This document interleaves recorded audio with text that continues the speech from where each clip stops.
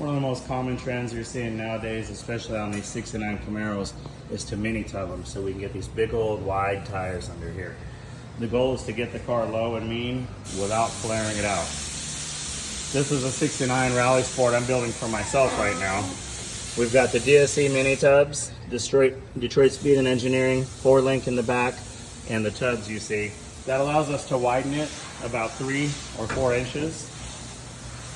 Stuff the tires underneath and get a nice suspension for a killer ride.